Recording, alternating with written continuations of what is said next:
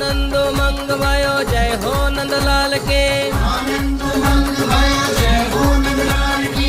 नंद कर आनंद भयो जय कन्हैया लाल के। नंद कर आनंद भयो जय कन्हैया लाल की। हमारे ठाकुर जी का जो बाल लीलाएं हैं बहुत मजेदार हैं। जब उनको समय मिलता था वो कुछ ना कुछ लीलाएं करते रहते थे ठाकुर जी। तो रोज मैया यशोदा हमारे ठाकुर जी के रोज सुबह होते ही नीला धुला करके रोज श्रृंगार करती थी। अच्छे पोशाक पहना करके एकदम मुकुट वुकुट पहना देती थी मैया। खिला पिला करके मैया एक बार हमारे ठाकुर जी को बोलती हैं कि यहीं एक जगह बैठे रहियो, एक जगह बैठ करके खेलना।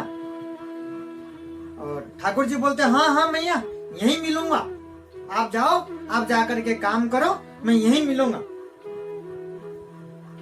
तो मैया ऐसे कह करके समझा करके ठाकुर जी को चली जाती है काम करने में घर के अंदर। और जब थोड़े देर के बाद काम करके लौटती हैं कि देखो मैं लाला को या कन्हैया को क्या कर रहा है वो। आकर के मैया देखती हैं और पूरे सारे श्रृंगार जो करके पहने हुई थी, सारे के सारे जो श्रृंगार का अलंकार जो भी सामान है शरीर में कुछ नहीं है, सब तितर बितर इधर उधर सब फेंके हुए हैं। और लाला जो है कीचड़ में बैठ करके खेल रहे हैं, अपने कीचड़ में बैठ करके खेल रहे हैं, सारे श्रृंगार को इधर उधर फेंक फुका करके। मैया आकर के पूछती है लाला को डांट देती है कि ये सब क्या है, ये कैसे हुआ। इसी प्रकार रोज जो कन्हैया है, हमारे लाला हैं, ठाकुर जी हैं, इसी प्रकार रोज मैया यशोदा तैयार करती थी। और जो हमारे ठाकुर जी है वो अपने हिसाब से इस प्रकार नटखट होकर के ऐसे रोज मैया को परेशान करते रहते थे। रोज ग्वाल बाल को साथ खेलने चले जाते थे। हमेशा वो एक जगह में टिकते नहीं थे, बहुत शैतान और बदमाश थे ठाकुर जी हमारे। एक बार क्या होता है कि सारे ग्वाल वालों के साथ खेलने चले जाते। जैसे रोज रोज मैया श्रृंगार करती हैं, एकदम अच्छे से पहना देती हैं, तो उनको ठाकुर जी को लगता था हमेशा बचपन से ही ऐसे लगता था श्रृंगार करते ही कि आज हमारे ब्याह है। तो उस दिन ऐसे श्रृंगार करके मैया ने जैसे उनको तैयार कर देती है, फिर वो क्या है ग्वाल वालों के साथ खेलने चले जाते हैं ठाकुर जी। और उस दिन जाकर के सबके साथ मिल करके ठाकुर जी बोलते हैं सब ग्वाल वालों को कि आज हम एक खेल खेलते हैं। तो वो पूछते हैं कौन सा खेल खेलें। बोले ब्याह ब्याह खेलेंगे। क्या खेलेंगे? ब्याह ब्याह खेलेंगे। तो बोले ब्याह ब्याह खेलेंगे, दूल्हा कौन है? तो ठाकुर जी बोले दिखता ही नहीं क्या आपको, आपके सामने ही खड़े हैं दूल्हा। और ठाकुर जी उस टाइम कितना थे, 2.5 फीट का थे। बोले दूल्हा आपके सामने खड़े हैं। बोले सारे ग्वाल बाल बोलते हैं ठाकुर जी को कि दूल्हा तो ठीक है, आपको दूल्हा बना देंगे, तो बजाएंगे क्या? जैसे बैंड बाजा बारात होता है, किस में बैठाएंगे, कैसे बजाएंगे, क्या करेंगे?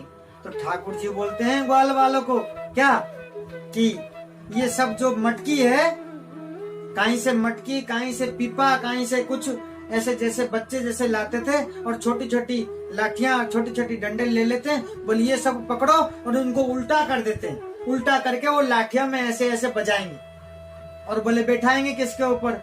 और वो जा करके पास में से जाते हैं सारे ग्वाल बाल, एक गधे को पकड़ करके ले आते हैं, एक गधे को पकड़ करके लाते हैं और गधे पे क्या करते हैं, ठाकुर जी को बैठा देते हैं। कन्हैया लाला को गधे के ऊपर बैठा देते हैं और सारे ग्वाल बाल चारों तरफ से क्या करते हैं, वो सारे मटकी के ऊपर और छोटे छोटे लाठियां लेकर के वो ठोकने लगते हैं सारे। किसी के हाथ में मटकी है, किसी के हाथ में टीन है, किसी के हाथ में कोई पीपा है, कोई क्या है, सब उल्टा करके जैसे बच्चे बजाते हैं, सब ऐसे कैसे डंडे के अंदर ठोक ठोक करके ऐसे बजा बजा करके गधे पे बैठा करके ठाकुर जी को लेके जा रहे हैं ब्याह करने, ब्याह खेल रहे हैं, सब इस प्रकार चल रहे हैं। और चलते चलते गोकुल के गलियों में आगे जाते हैं, गांव के किनारे तक जैसे पहुंचते हैं, सचमुच का उस दिन किसी का है कि ब्याह था और उधर से उनका बारात निकल रहा था।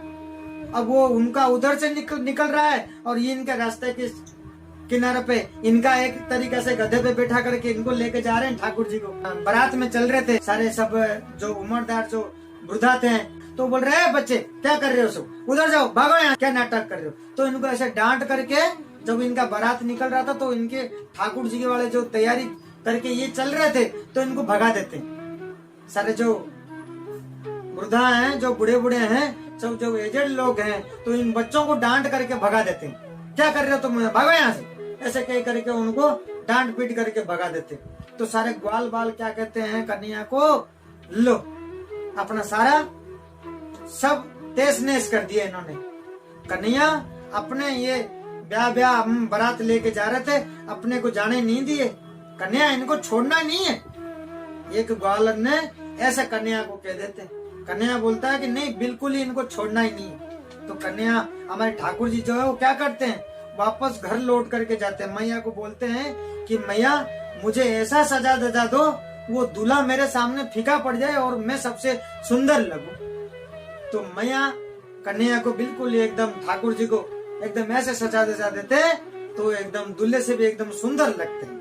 तो वापस जाते हैं उस बारात के साथ, फिर दौड़ करके वापस जाते हैं। वो तो हमारे ठाकुर जी छोटे से थे तो वो भीड़ के अंदर इधर उधर घुस करके चले जाते हैं। हाँ, जाते टाइम में क्या करते हैं ठाकुर जी, जब श्रृंगार लेकर के एकदम तैयार होकर जाते हैं, जाते टाइम पे इतना बड़ा कील ले जाते हैं साथ में, इतनी बड़ी लोहे की है कि कील पॉकेट में रख के लेके जा रहे हैं, जेब में डाल दिया है, कील लेके जा रहे हैं। बोले आज चखाता हूँ इनको, इन बारातियों को। तो ठाकुर जी हैं अपने, वो बहुत एकदम नटखट और बदमाश थे ठाकुर जी हमारे।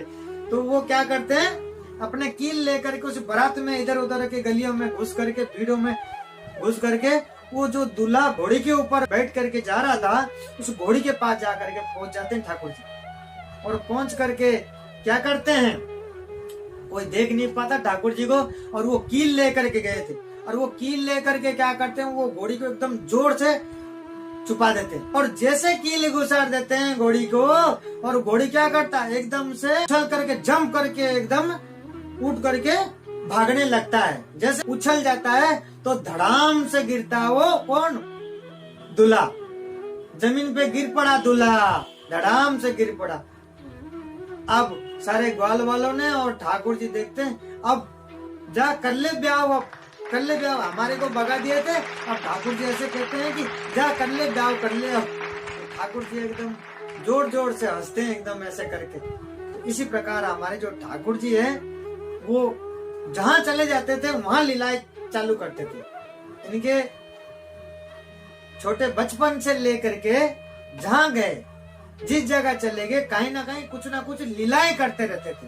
तो ऐसे हमारे ठाकुर जी जो थे वो नटखट थे, कुछ ना कुछ लीलाएं करते रहते थे, एक जगह बैठते नहीं थे, कुछ ना कुछ सब उल्टे सीधे सब काम है हमारे ठाकुर जी का। हमारे जो ठाकुर जी का काम है सारे उल्टे सीधे है, लेकिन उसमें भी कुछ ना कुछ छुपे हुए रहता है। बिना कारण के कोई ठाकुर जी कोई लीलाएं करते ही नहीं थे, कुछ ना कुछ कारण होता था। उस लीलाओं में किसी न किसी के उद्धार करते थे, इस लीलाओं में से, ताकि कोई समझ नहीं पाए कि स्वयं भगवान ही